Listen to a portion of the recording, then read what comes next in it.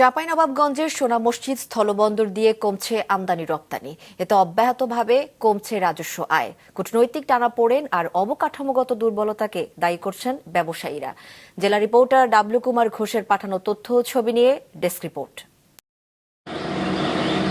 বছরখানেক আগেও চাঁপাইনবাবগঞ্জের সোনা মসজিদ স্থলবন্দর ছিল উত্তর পশ্চিমাঞ্চলের বাণিজ্যের প্রাণকেন্দ্র। বিভিন্ন পণ্যের উপর আমদানি রপ্তানি নিষেধাজ্ঞা দেয় শুধু গেল এক বছরেই আমদানি কমেছে প্রায় 40%, রপ্তানি কমেছে আরও বেশি, প্রায় 50%। ব্যবসায়ীরা বলছেন, কূটনৈতিক টানাপোড়েন, দুর্বল অবকাঠামো আর নানা জটিলতায় কমছে এই বন্দর দিয়ে আমদানি রপ্তানি।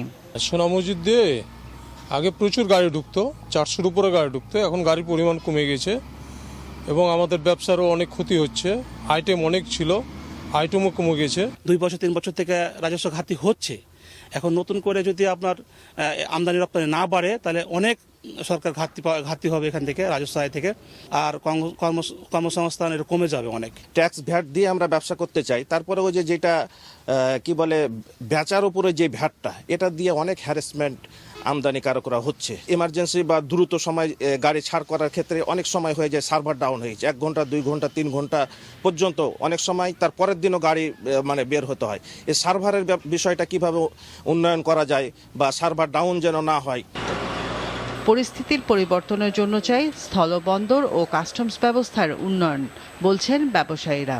আমাদের ব্যাংক বিমাতে আমরা এলসির যে সুযোগ সুবিধা পেতাম সেগুলো পাচ্ছি না। স্থলবন্দর কর্তৃপক্ষ এবং কাস্টম দুটারই উন্নয়ন পাশাপাশি না হলে এই স্থলবন্দরের আমরা যে সূর্যোদয় থেকে সূর্যাস্ত পর্যন্ত কার্যক্রম চালু করার চিন্তা করছি সেটা বাস্তবায়ন করা সম্ভব নয়। রাজস্ব কম হওয়ার পেছনে আমদানি রপ্তানি কম হওয়াকেই দায়ী করছে বন্দর কর্তৃপক্ষ। বলছেন, ফলসহ উচ্চ শুল্কযুক্ত পণ্য আমদানি না হওয়ায় রাজস্ব কমে যাওয়ার অন্যতম কারণ। ব্যবস্থাপনা উন্নয়নেও নেওয়া হচ্ছে পরিকল্পনা। আমাদের ভবিষ্যতে একটা আছে যে আমাদের আরও 22 একর জায়গার একটা চাহিদা আছে, এটা প্রসেস আছে।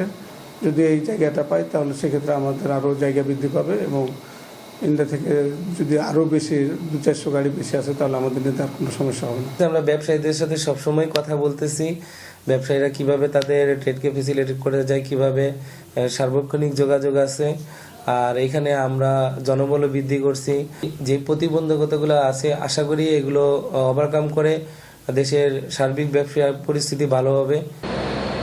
দ্রুত কূটনৈতিক সমাধান, আধুনিক অবকাঠামো আর ব্যবসা বান্ধব নীতি প্রণয়নের মাধ্যমে বন্দরের রাজস্ব ক্ষতি পুষিয়ে নেয়ার পাশাপাশি মন্দা অবস্থা পরিবর্তনের দাবি ব্যবসায়ীদের।